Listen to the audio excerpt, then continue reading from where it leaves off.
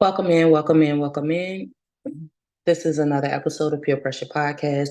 I'm your host, Pressure, just Pressure, JUS.PRESSHA, if you didn't know on Instagram. Um, I joke a lot, I play a lot, but this is the serious conversation. This is a serious subject. It's a subject that's really near and dear to me, and unfortunately, it's something that I've dealt with. Today's topic and title of today's episode is Once is Enough, a DV special by Pressure.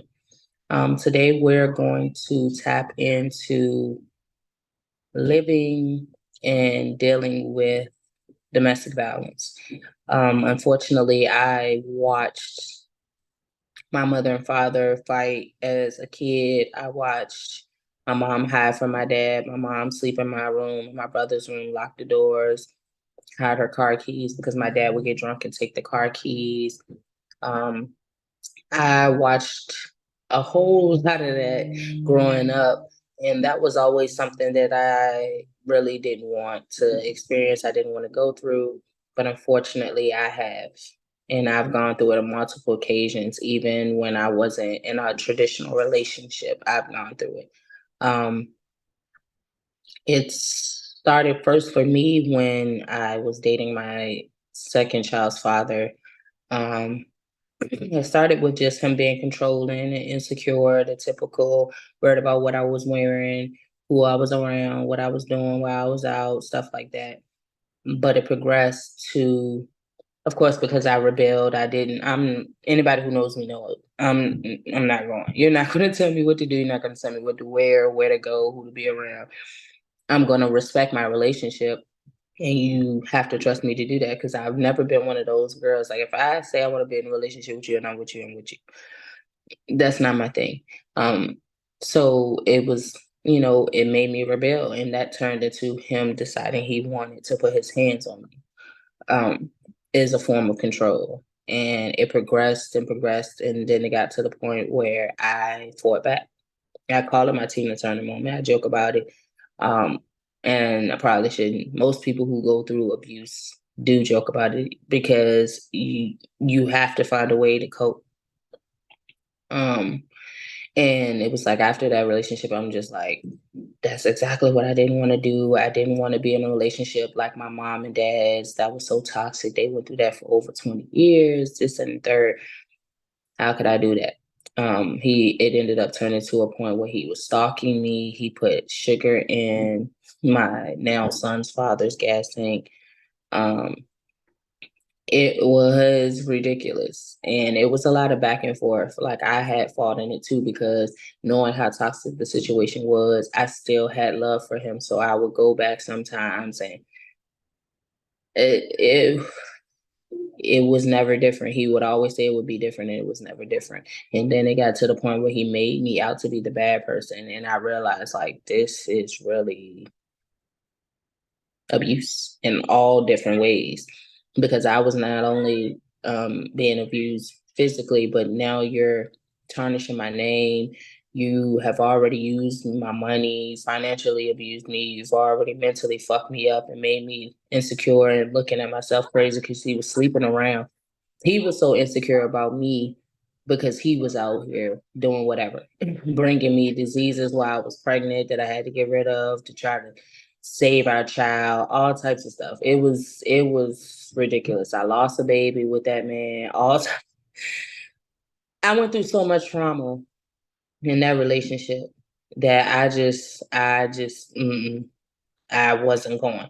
So then going into the next relationship, I was just so strict. My mind was so set on what I didn't want that I tried everything I could to push that man away. My son's father, I did everything could, and he was just like, "No, I'm not going." So I thought I had me one, y'all. I thought I had one.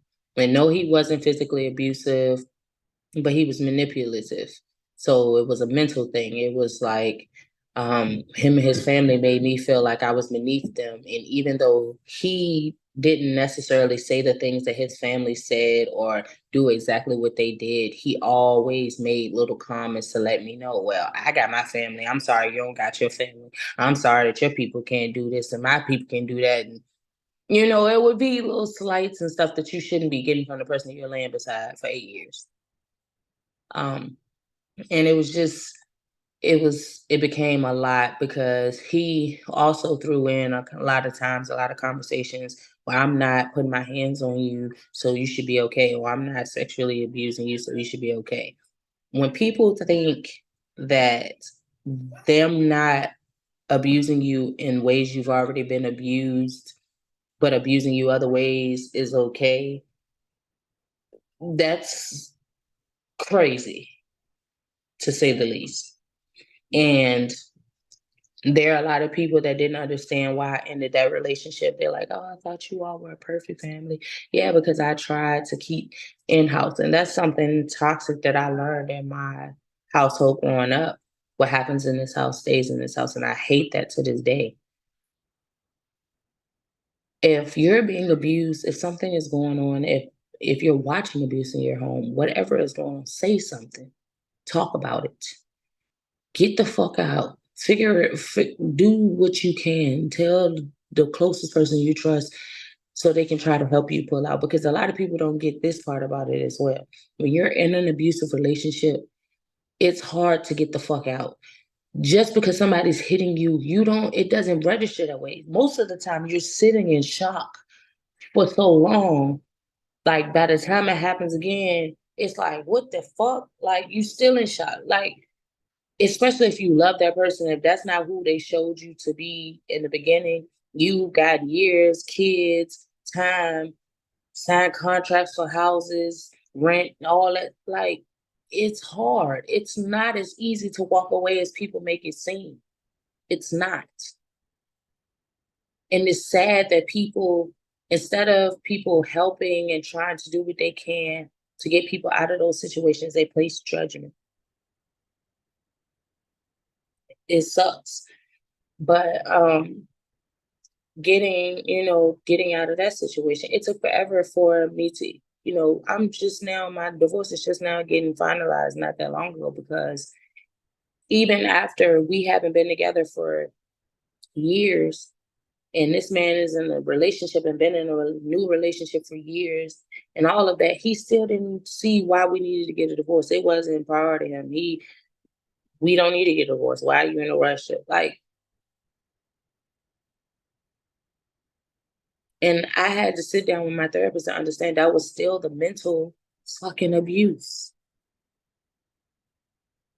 Like, it was still going on. And um, then I decided I was going to attempt to try to get in a relationship um, in 2021. I had been talking to somebody from long distance, and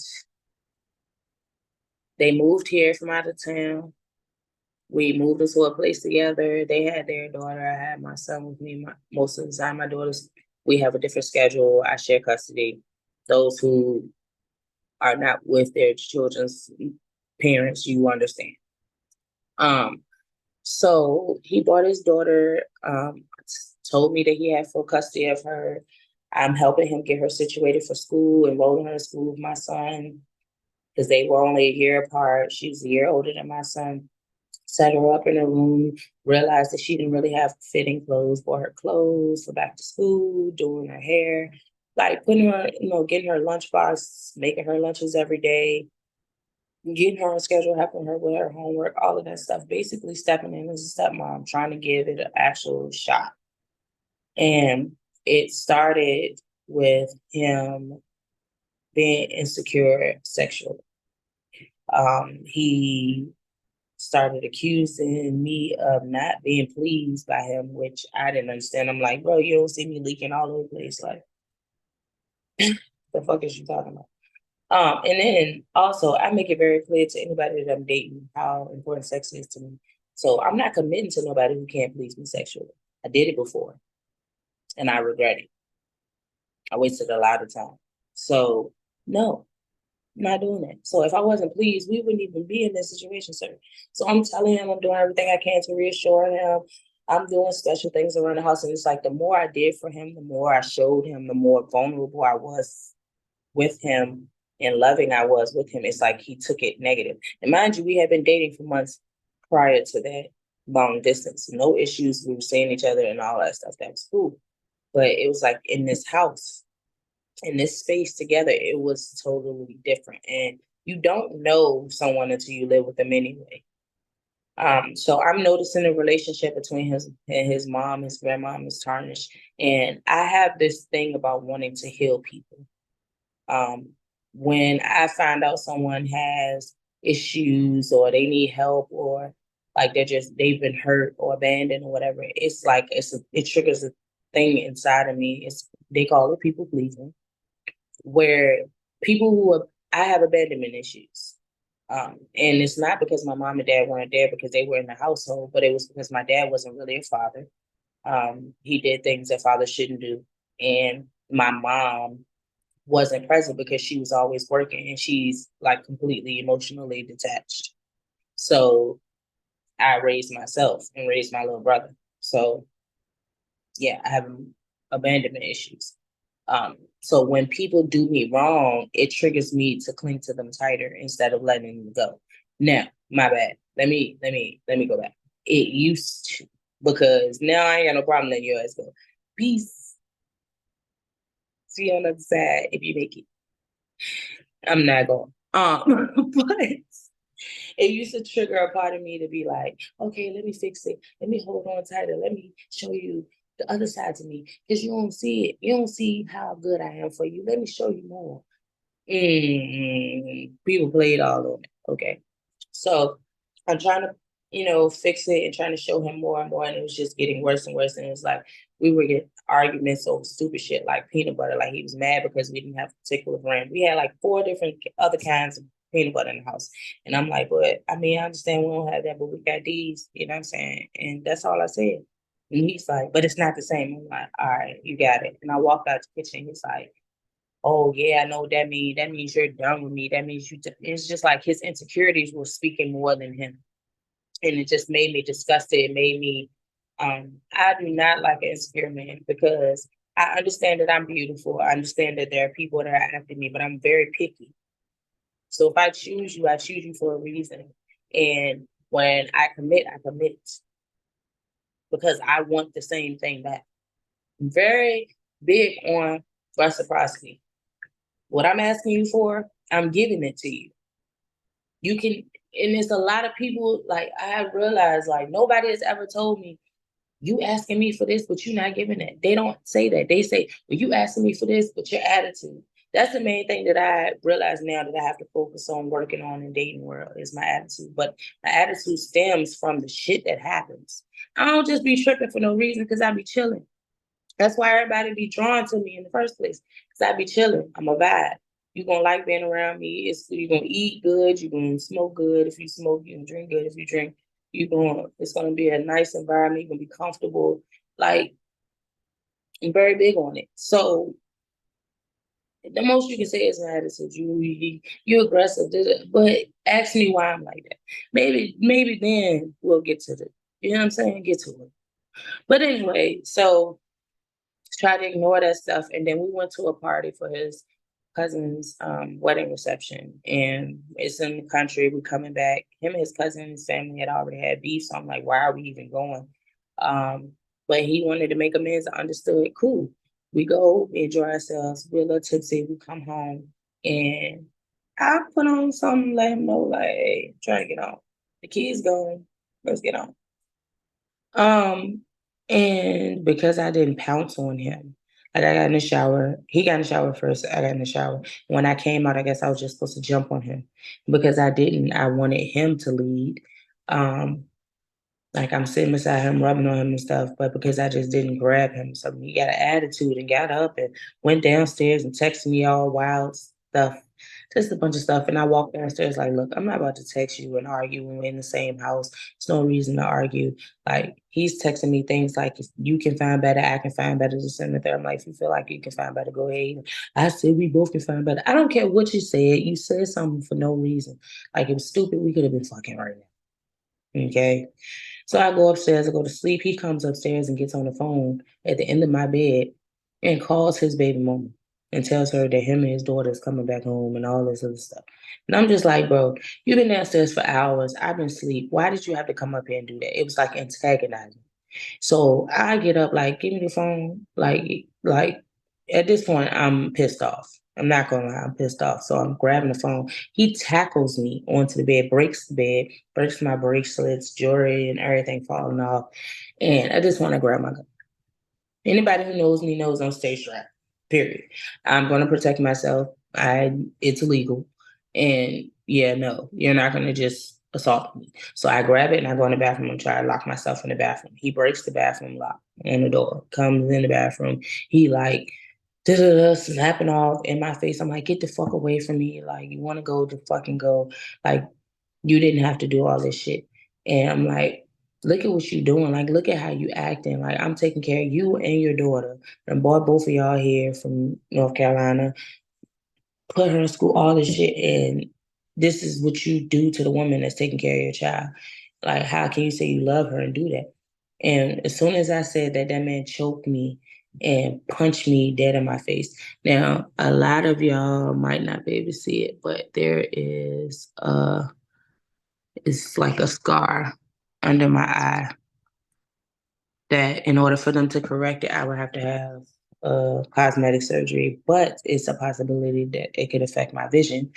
So I just have to deal with the scar on my face, which I hate. Um, so I'm like, you need to get the fuck out. I hit him in the head with it. I did, pistol. I ain't gonna lie. Um, and like he crying and called the police on himself and all that stuff. And he leave my house. Like, I'm done with this shit. He still left stuff in my house. I'm like, you need to get the rest of this shit out while I'm at work.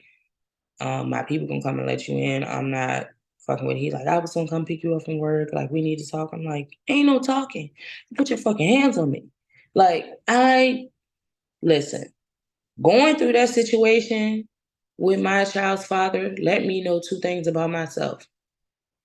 I am crazy as a motherfucker when you test me, because this is the thing. When he punched me, I didn't cry. I didn't, oh my God, I can't believe you hit me.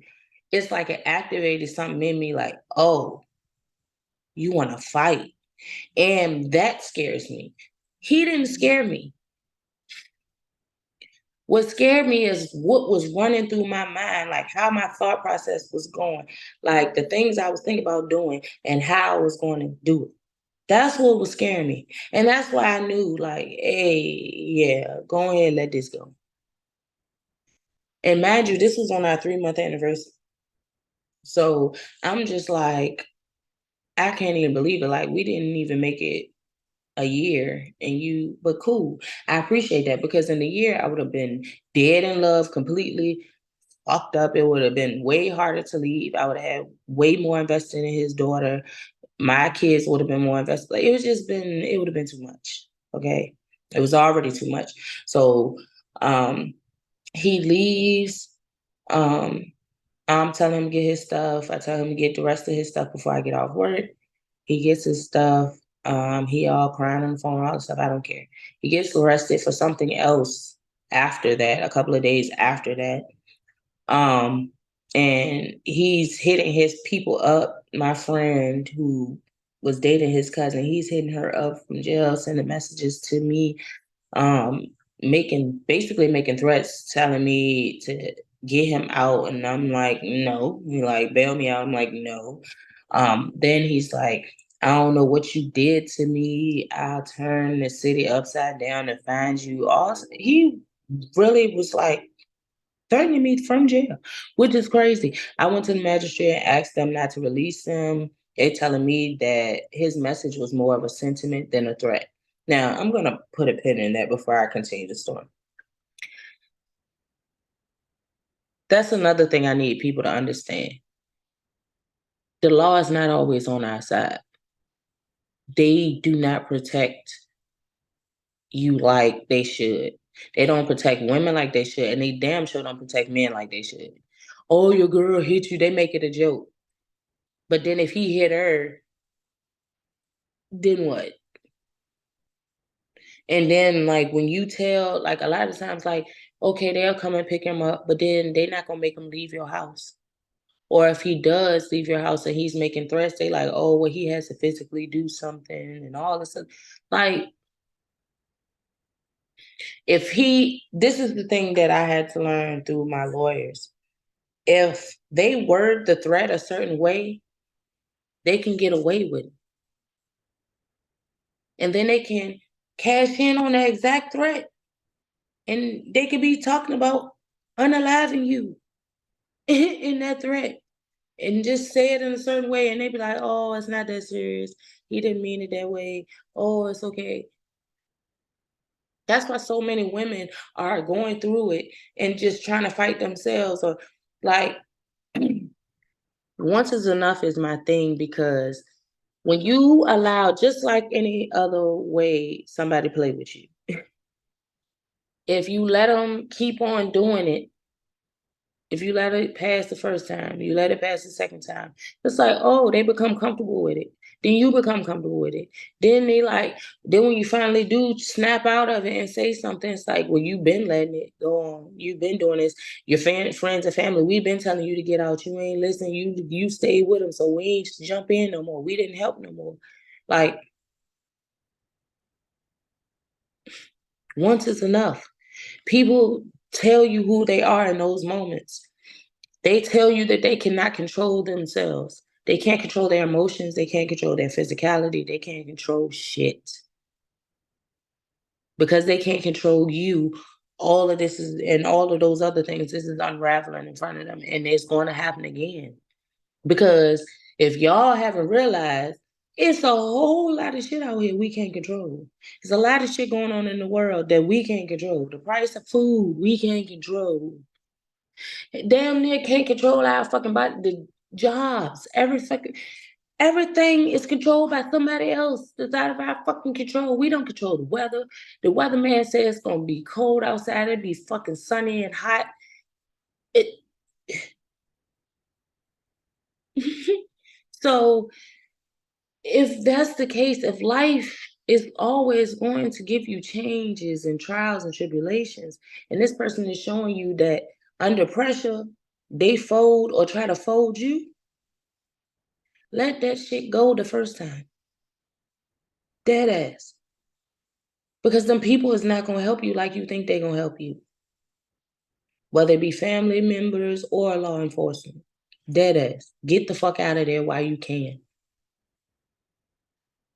And normally the first time is probably your only time you got a good chance to just go ahead and bunk it out, because that's when they the most sincere about being sorry.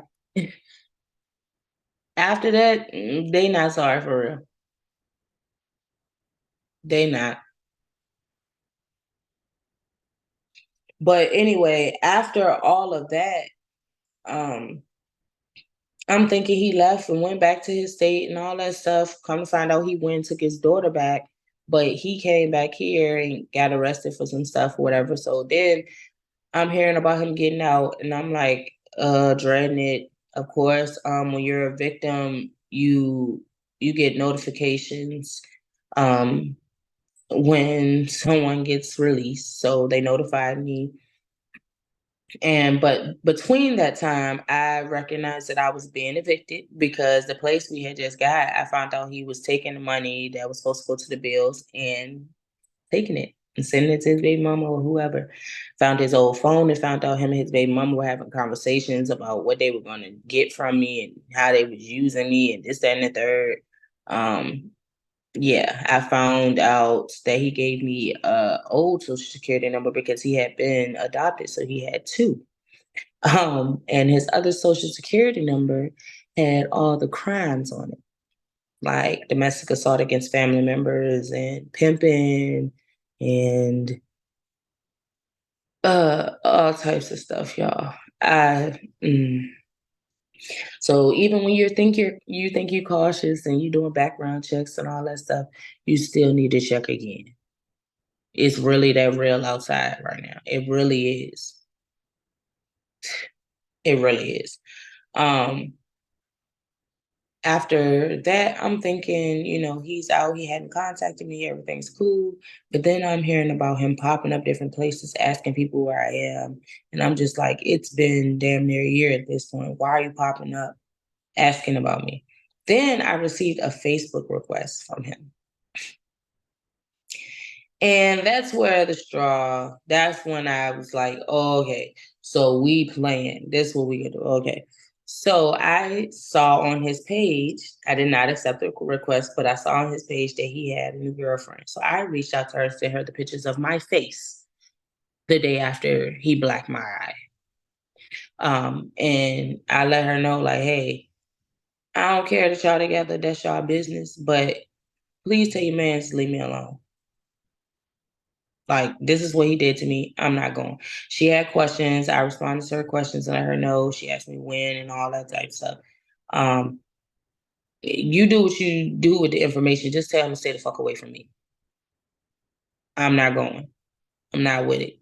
She decided to be with the abusive ass motherfucker, then cool. He beat his mama, he beat his sisters, he beat his grandma. He'll beat you too. And I also should have known. We went to parent teacher conference with the kids, and his daughter was just sitting there crying, like as the teacher was telling um, about her attitude and things like that, which children act out when they're being abused. Pay attention. So certain things I would cater to her on, and he would get mad, but he like, she knows this. I'm like, no, something's wrong, something's off. Which also, her mother was abusive. Her mom was an alcoholic, so she didn't have it good either way. So, I knew why she clung to me the way she did, and I was okay with that. And that's another reason why it was hard, but I had to let go because I was going to end up taking her from them. I already saw it. Like, it was already in my mind to take custody of her and raise her by myself. And then I would have to keep on fighting him and her, and all. It would just been a lot. Um, so before I got wound up in something like that, I had to remove myself. But then, even the parent teacher conference, she's like, he has this like deadly look on his face, and she's just sitting there crying and trembling. Even like the teachers and everybody reaching out, asking me, were we okay and stuff like that. I'm like, yeah, because at this point, nothing happened other than little slight arguments. Like, yeah, he's just worried about her not doing her work and stuff, because I'm thinking that's what it is. But then when I saw how he spoke to her, like, I had to check him a couple of times, like, hey, she's not going to get it that way. That's not okay. Talking to her like that is not okay. And I don't give a fuck if she's not my child or not. She's in my household. She's being raised partially by me. It's not happening. You're not going to verbally abuse her around me. No, not happening. Um, so go past that time or whatever. And, like I said, I'm after the friend request and I'm hearing about him popping up. So I'm just like, what the fuck? And it just recently died down. Like, I haven't heard anything else after the last pop up and it got dealt with. Um, but then I went to confide in a friend to talk to one of my male friends who's been around since I was like 15, 16 years old. Um, we did previously have a sexual relationship. We've been cut that off. We've been just friends because we know each other like in and out. Like, I've been there through a lot of stuff that he's gone through. He's been there through a lot of stuff, and I learned a lot from him. We cool, or we were. But um, when I decided that I was ready to leave his house, which it was late, I was ready to go. He didn't want me to leave. He kept saying, "No, you're not leaving. Chill out." Da, da, da. And I'm thinking he's joking. So I get up to leave, and he like pushed me, like, "You're not leaving. Like, just chill out." And I'm like, "Hey, what's wrong with you? Like, what you want?" And mind you, this is the person I normally call when situations like that happen. When men put their hands on me, he normally protects me. So I'm just like shocked. So I try to stand up again, and he's like, man, he pushes me by my throat this time. And I'm like, what the fuck?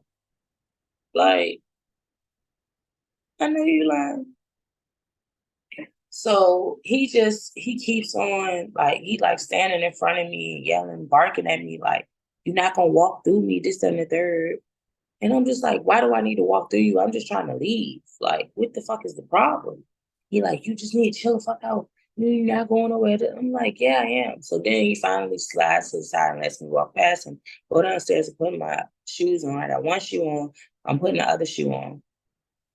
And he's like standing over me, yelling. I'm like, everything we've been through all these years, I can't believe you just put your fucking hands on me. Like, that's wild as fuck to me. Like, you ain't gotta worry about me no more. He like, what you done did to it? I'm like, the painting behind you. Like, I got a painting done for him of his mom when she passed away. And the painting was behind him on the wall. Like, he's always taking pictures in front of it. He does TikToks with the painting, all types of stuff. So I know how valuable it is to him. So for him to say that was just a small token of stuff I didn't get for him in damn near 20 years. So I'm like, that right there behind you, I got that done for you. Like, so what are you talking about? I've never done anything. Like, so he told me, take it with you. I don't give a fuck. I'm like, oh, because I paid a good penny for that. Couple hundred. Few actually. So I go to reach for the painting and he picks me up by my neck and throws me outside of his door. Once I'm trying to get in the door. He's like, you're not gonna boss in here. I'm like, so first you didn't want to let me out the house. Now you don't want to let me get my stuff so I can leave your house. And he throws my stuff out and this, that, and the third. And when he throws my stuff out, I realized he threw out my locks. So I had my locks in 3 strands and he pulled 3 of my locks out of the back of my head. Bald. And also left marks on my neck. The mark from him choking me is still on my neck. This just happened January the 4th.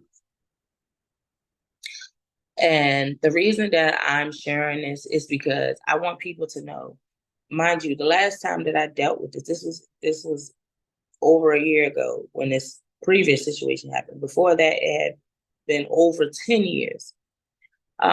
It can happen again. Don't think it can't happen to you because it hasn't happened yet, or don't think you recognize all the signs because it can literally be no signs. But whenever it happens, it's enough. Once it's enough. Now, did it hurt me to cut off that 20-year fucking friendship and the love that I have for him and his child? Yes. And have I thought about calling him and talking to him? No, not at all. And that's on everything I love. I have no desire to go back. I have no desire for him to see me, to be around me. I blocked him on everything. He kept, even after the situation, when I'm leaving, I'm crying and everything. I'm in my car trying to get myself together. And he's calling my phone, like, just come back. It's not that serious. Stop making it a big deal. And I'm like, bruh, I have bruises on my chest. I have bruises on my neck. You pulled my hair out my head. You broke my charger off on my phone. It's not that serious. You threw me out of your apartment like I was a bag of trash because I didn't want to stay.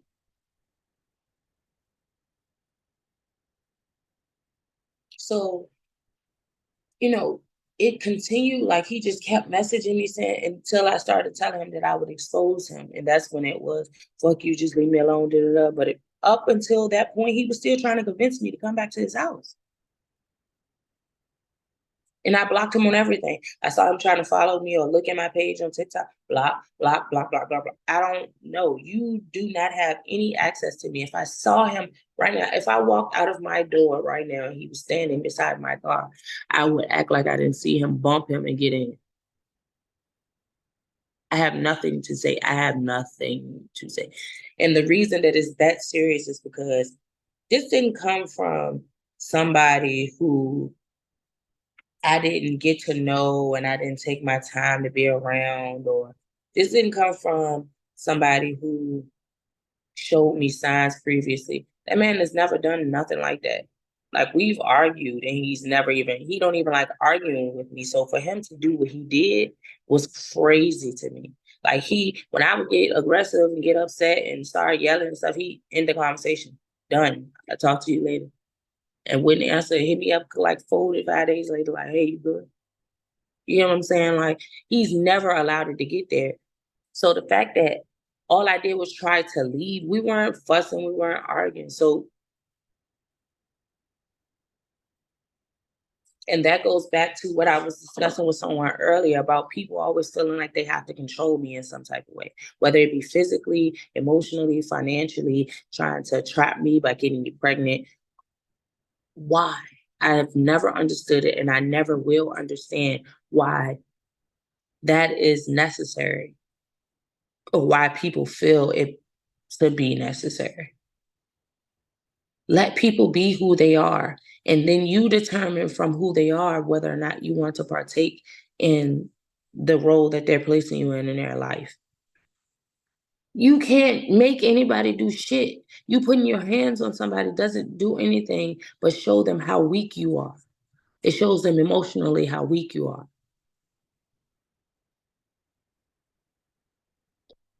How can you say you love someone, you care about someone, and want to put bruises and diminish them and make them feel small, or take from them, or steal from them, or talk down to them? Why? How? It doesn't add up. Those two things cannot coexist. It's not real. It's not real love. It's not genuine love. And once will always and forever be enough for me. And I hope it is for you too. I love y'all. I like y'all. I like y'all. I hope this episode helps somebody.